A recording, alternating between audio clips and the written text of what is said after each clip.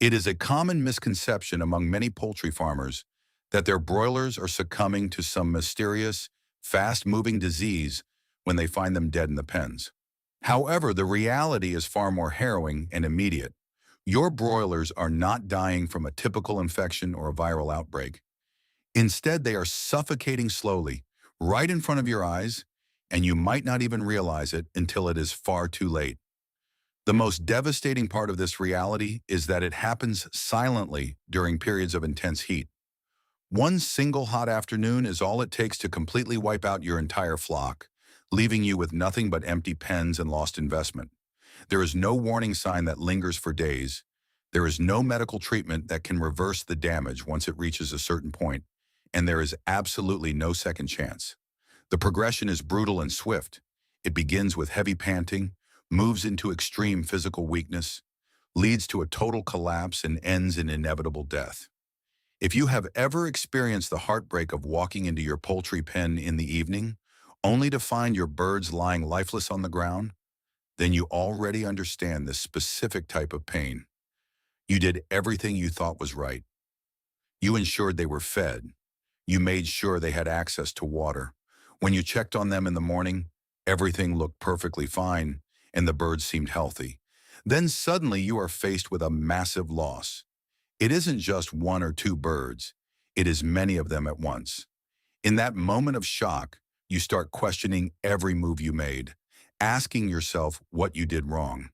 But here's the hard truth that most people in the industry won't tell you.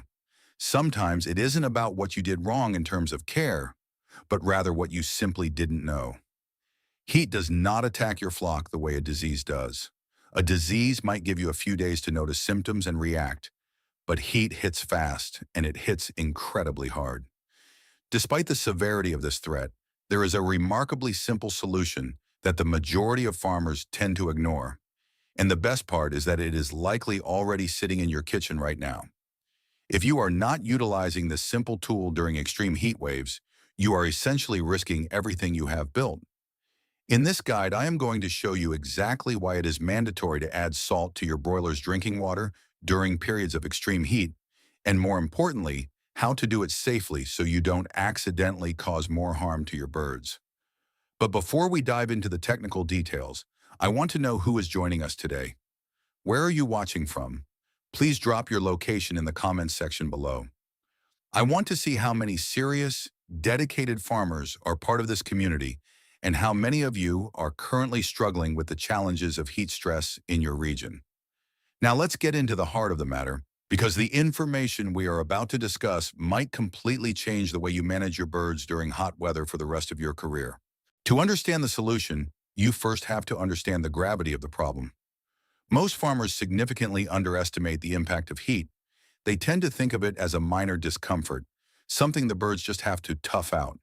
They assume that as long as the birds are drinking water, everything will eventually be fine. However, what is happening inside the physiology of that bird is a completely different and much more dangerous story. When the environmental temperature rises, your birds face a biological hurdle that humans do not. They cannot sweat. They simply do not possess the sweat gland system that we rely on to cool down.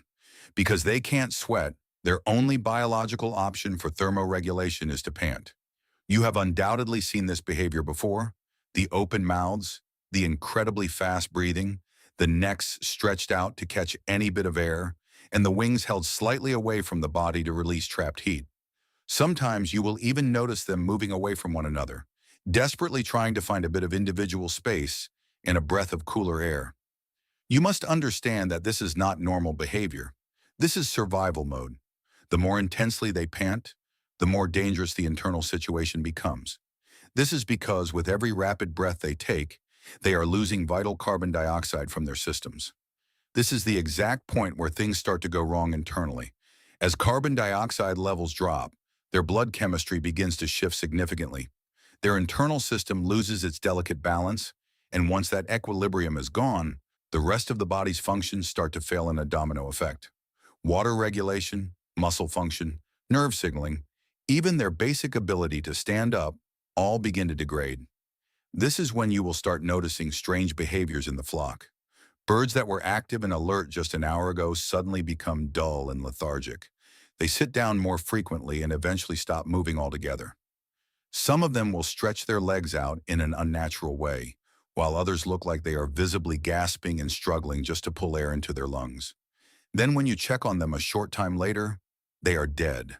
There is no sign of disease, no visible infection, and no long-term illness, just the devastating effects of heat. This is where most farmers make a critical mistake. They think the solution is simply to add more water, increase the ventilation, or perhaps spray water around the pen to cool the air. While those actions are helpful during extreme heat, they are simply not enough. The real fatal damage is happening inside the bird's body, not on the outside. This is the realization that changes everything. Even if your birds are drinking what seems like enough water, they can still die. Let that sink in for a moment. Water alone cannot fix the internal damage that extreme heat has already caused.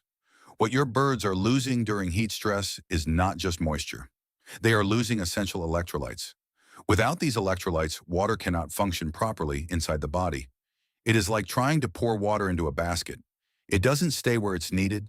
It doesn't help the cells. It just passes right through the system without providing any real hydration.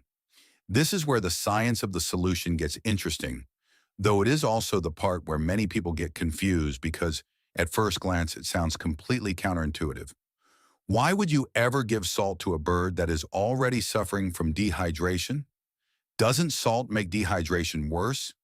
That is the common line of thinking. But in the specific case of heat stress, that logic is exactly what leads to the loss of the flock. During periods of intense heat stress, salt actually becomes a vital part of the solution because it contains sodium. Sodium is one of the most critical electrolytes in the avian body. When birds pant continuously to stay cool, they lose sodium at an alarming rate. Once their sodium levels drop below a certain point, their bodies lose the ability to hold on to water properly. On a cellular level, the cells begin to lose fluid, muscles become weak, and physical coordination is reduced. Eventually, the entire biological system starts to break down. This leads to what many farmers refer to as floppy birds, birds that are physically unable to stand, birds that collapse under their own weight, and birds that might look alive but are already experiencing systemic failure. If you try to fix this state of collapse with plain water, it simply won't work. The missing piece of the puzzle isn't just more water, it is balance. That is exactly what a small, controlled amount of salt helps to restore. Once you introduce a small quantity of salt into their drinking water, a transformation occurs. The bird's body begins to retain water more effectively. Their thirst naturally increases, which encourages them to drink more, and their overall hydration levels improve much faster. Slowly but surely, their internal system stabilizes.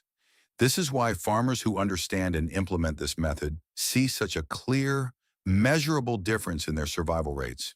You will notice it almost immediately. Birds that were weak and lethargic start moving again, and those that were sitting too much begin to stand and interact with their environment. You will see more activity, more responsiveness, less panic-driven behavior, and most importantly, a significant reduction in losses. However, it is vital that you do not misunderstand this. Salt is not a magic potion. It won't fix every management error, but in heat stress situations, it gives your birds a fighting chance to survive. You must be extremely careful, because the same salt that saves your birds can also kill them if used incorrectly. This is where many farmers fail. They hear the advice to add salt and they overdo it, which is incredibly dangerous. To keep it simple and safe, follow this rule. For every 5 liters of clean drinking water, add only 1 level teaspoon of salt. Do not add more than that. If you do not have a measuring spoon, remember that the water should not taste strongly salty to you. It should be very light, almost unnoticeable. We are aiming for an electrolyte level, not a cooking level. Mix it thoroughly to ensure it dissolves completely, and always use clean water. Dirty water will negate all the benefits you are trying to achieve. Timing is also a critical factor. Do not wait until your birds are already showing signs of weakness or until they start dying. By then, it is often too late. The best time to provide this salt solution is before the peak heat of the day hits, usually in the late morning when the temperature is rising but hasn't reached its highest point. This ensures your birds are already prepared, hydrated, and internally balanced before the stress becomes intense. Additionally, pay close attention to the water temperature. If the water in the drinkers is hot, the birds will drink less of it. If the water is kept cool, they will drink significantly more. That simple difference in temperature can be the factor that saves their lives. Think about how many times you have lost birds in the afternoon after they looked perfectly healthy in the morning. That isn't a coincidence. That is heat stress catching up to them. If this information is making sense and you are finding it useful, please take a moment to like this video. It helps the algorithm show this life-saving information to more farmers before they have to experience the same devastating losses. Now let's address the common mistakes, because avoiding errors is just as important as doing the right thing. Mistake number one is adding too much salt, which leads to kidney stress and higher mortality. Mistake number two is using it every single day. This is a supplement for heat stress, not a daily requirement. Mistake number three is ignoring water quality. Dirty or warm water is a waste of effort. Mistake number four is waiting too long to act. This method is a preventative measure, not an emergency rescue for birds that have already collapsed. After you apply this method, watch your birds closely. This is how you build your experience as a farmer. Look for positive indicators: more movement, better posture, and birds spreading out comfortably rather than crowding together.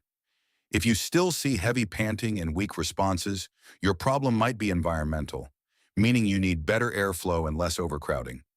Remember, heat is a seasonal, recurring problem, and you need a long-term plan. Improve your ventilation, manage your litter to avoid ammonia issues, and keep everything connected. Heat kills faster than disease, and salt, in the correct amount, is the link to restoring the balance your birds need to survive. Do not wait until you see dead birds to take action, because by then, you are already losing money. If this story of survival and science has changed the way you look at the challenges in your poultry house, then join our community by subscribing and liking the video. We are uncovering the essential truths of farming that are often overlooked or misunderstood. Let's build a more resilient future for your farm together. The next essential insight into your flock's success will be revealed very soon.